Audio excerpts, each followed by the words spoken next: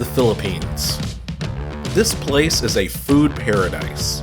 Probably one of the only places in the world where you can get TGI Fridays and chicken intestines within walking distance of each other.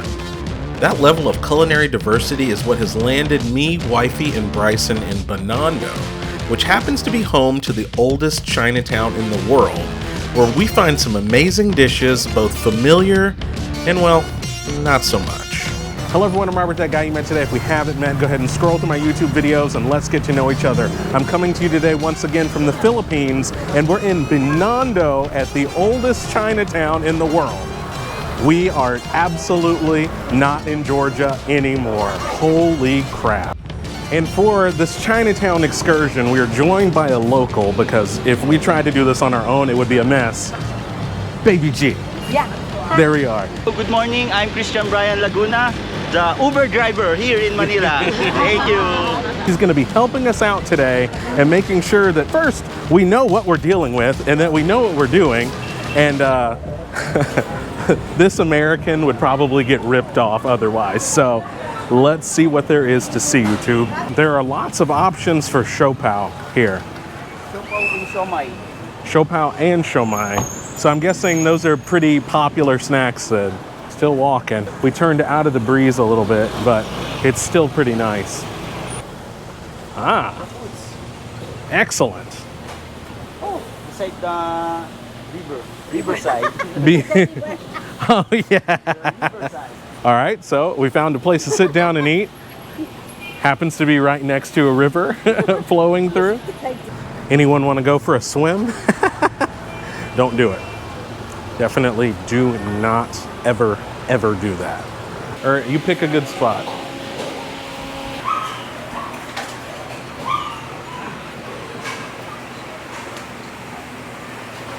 I've got Christian helping me order. I told him to just order whatever he likes. Spare ribs. Yung small lang. Yeah. I'm liking the way Christian thinks already. Wifey's gnawing on her stick, sugar cane. Hey there, it's Robert from the future, and just a note about this sugar cane. This sugar cane actually made Wifey very, very sick. I only had one bite of it, so I was fine, but be very, very careful when you're traveling abroad and eating fresh things. We have no idea what kind of water that the sugar cane was washed in, and Wifey came to regret that after the fact. Back to the video.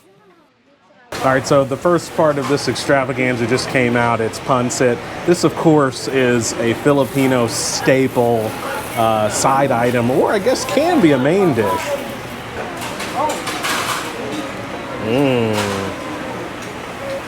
Wow. We've done it again. There's a lot going on here. So we have, of course, that's Filipino staple pancit. And then siomai and siopao. So the siomai is pork. Siomai is pork and shrimp, and the siopao is just pork. It's called asado. Asado. Yeah. Okay, but it's pork. Pork. Okay. Let's dig in, guys. We've got quite the feast in front of us here. You know what? I'm gonna go straight in for the pancit first, because it doesn't get more basic Filipino, other than maybe lumpia, than pancit. Philippines on a plate. I'm gonna go right in for it. Got a little bite with a little bit of everything in it. Pancit down the hatch. That's a pork liver. After I took a bite, I was informed that it's pork liver. I'm kind of glad I didn't know that to begin with. Delicious. Very mild flavors. The noodles have just the perfect amount of bite to them.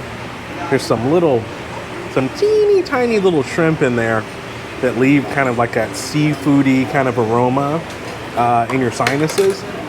Instructed to add a little calamansi to it, which that's also a bit of a staple here. Calamansi is kind of like a key lime, is probably the closest. Down the hatch. Oh, wow. I've had pancit numerous times, but I never added calamansi to it.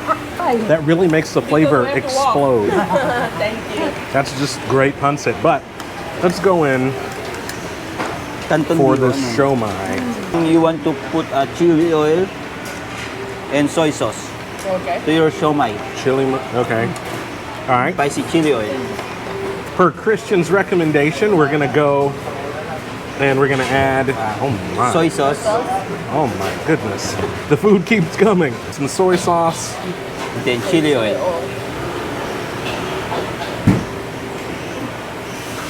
And then we're gonna do a little calamansi.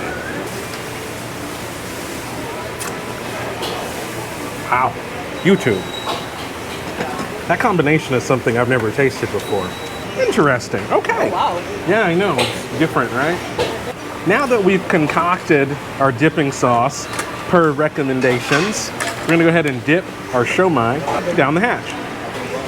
This is pork and shrimp siomai. While you can tell that both of those things are integrated in here, they're so blended together that you can't really pick one from the other.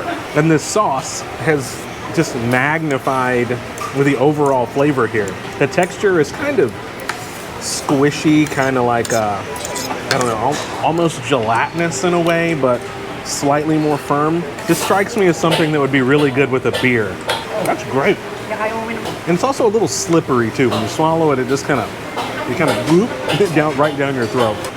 And then what just showed up at the table here are our sweet and sour spare ribs that were not quite what I was expecting. Like they're deep fried. It's like they're battered and deep fried. I've never seen anything like that in my life. I'm gonna go right in for that right now. Sweet and sour spare ribs down the hatch. It's good. Yeah. It is quite literally a deep fried spare rib, very short, that is breaded and deep fried. It's very porky. The textures are great because the meat is actually very tender, and then that crust on the outside has still maintained a lot of its crunch. Wow, you gotta try this. This is why we needed to come with locals, because I want to do this the right way, and I've just been instructed that what I need to do is open it long ways. Open it up long ways. We've got that little filling going on in there. Then we're just gonna add some of this sweet sauce right to the inside. Pork siopao down the hatch. The outside is very like fluffy and pillowy. It honestly doesn't have a ton of flavor, but that filling in there is sweet and has kind of a barbecue sauce quality to it. Problem with these is that you could eat these like potato chips. Like they're so delicious. Something I'm really trying to figure out right now is how an entire plate of pancit is gone. The sweet and sour spare ribs might be the star of the show for me. So the total today was 1,148 Philippine pesos, which comes out to be just a hair over $20 US. And guys, I can't stress enough how much it hurts my feelings how cheap food is here in the Philippines. It's crazy.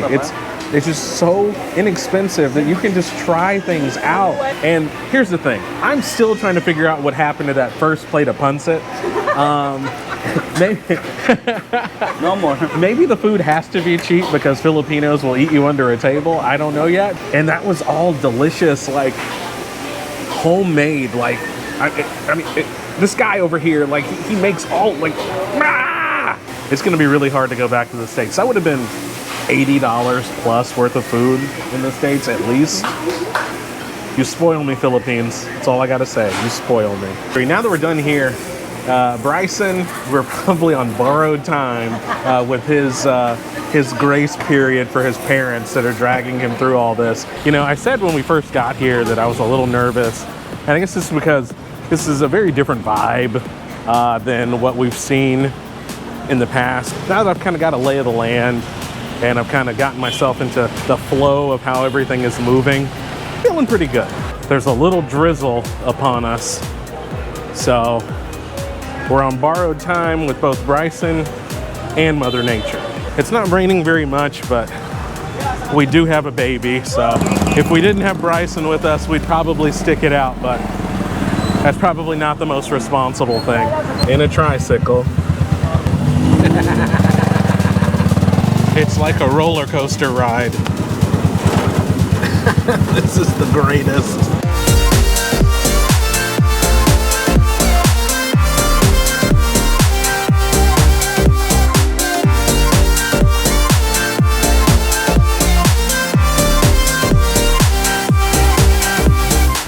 All right, so after our quick roller coaster ride, we're back at the car. I will say this, the sketchiest part of this whole experience was the kind of the parking situation. Sometimes it feels like these guys just kind of set up here and are taking money.